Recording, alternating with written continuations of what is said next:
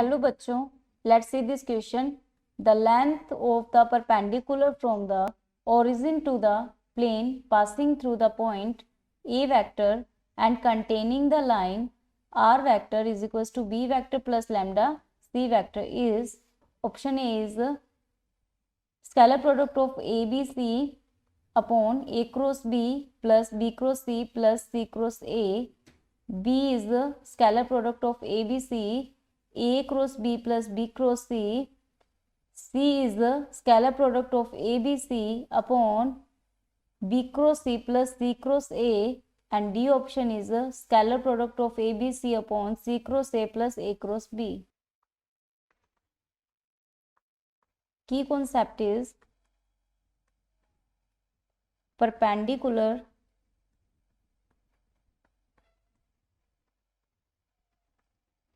distance of a point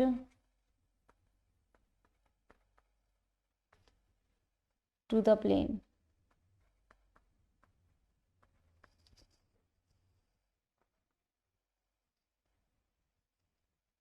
So here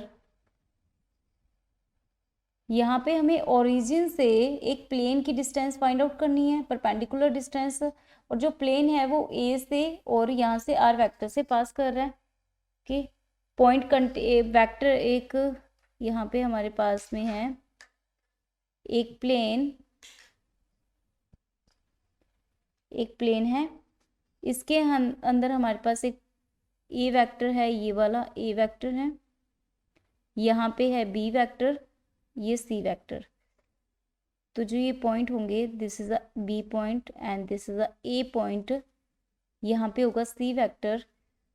तो जो ये हमारे पास में है ये वाला प्लेन, ये कंटेन कर रहा है ए वेक्टर को, बी वेक्टर को और सी वेक्टर को. ओके, तो यहाँ पे बी माइनस ए यानी कि ए बी वेक्टर जो होगा हमारे पास में, यानी कि B vector minus A vector and C vector, ये प्लेन कंटेन करेगा. और जो इसका नॉर्मल होगा वो इनके परपेंडिकुलर हो जाएगा, यानी कि नॉर्मल जो वेक्टर होगा हमारे पास में ये परपेंडिकुलर टू सी होगा एंड नॉर्मल वेक्टर हमारे पास perpendicular to B minus A vector हो जाएगा. तो यहाँ पे जो नॉर्मल वेक्टर होगा वो आ जाएगा B minus A vector cross product C vector. तो ये हमारे पास में नॉर्मल वेक्टर हो जाएगा.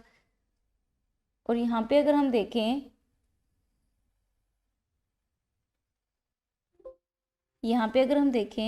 तो यहाँ से जस्ट ओरिजिन कुछ यहाँ पे होगा,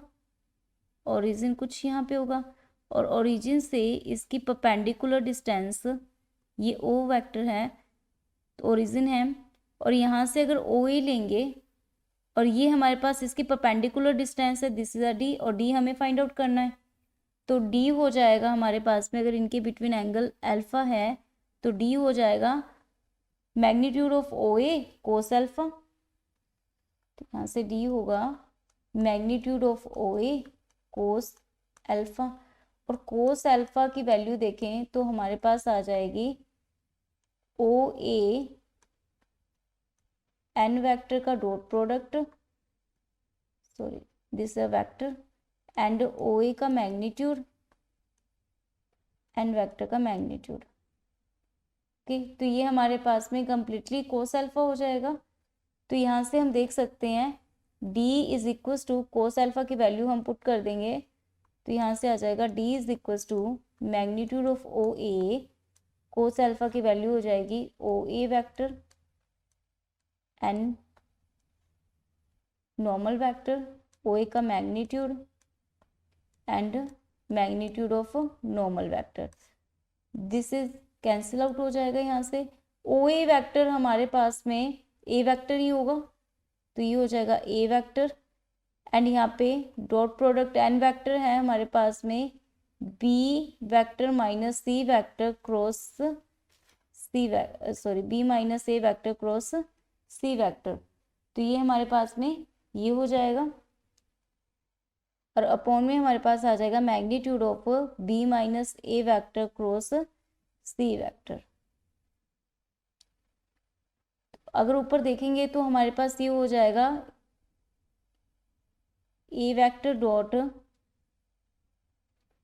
इसको हम लिख सकते हैं बी क्रॉस सी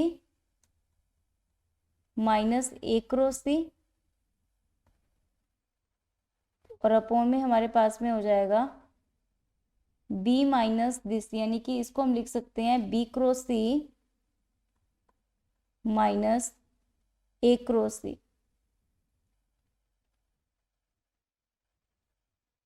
तो ये हमारे पास में डिनोमिनेटर में आ गई टर्म्स।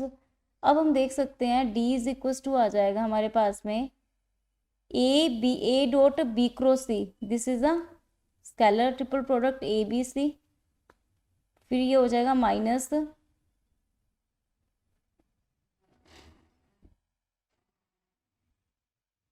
ए सी आ जाएगा यहाँ पे, ओके।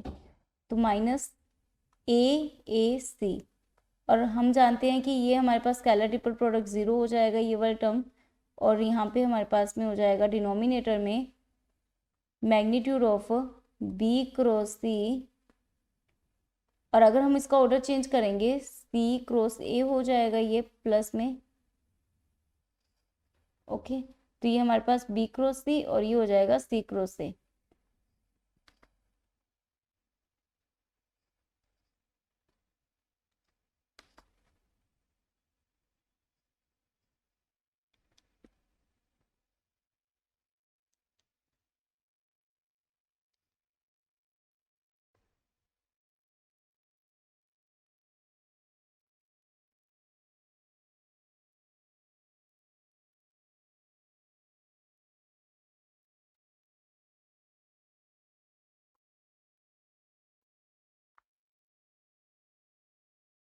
तो यहाँ पे हमारे पास में ये तो ज़ीरो हो गया, तो d इज इक्वल टू हो जाएगा ए बी सी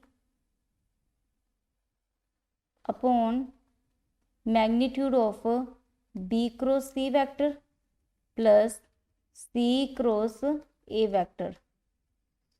तो यहाँ से हमारे पास में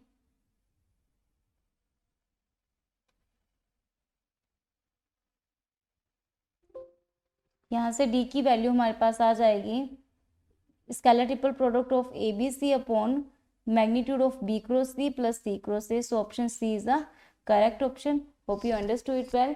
बेस्ट ऑफ लक।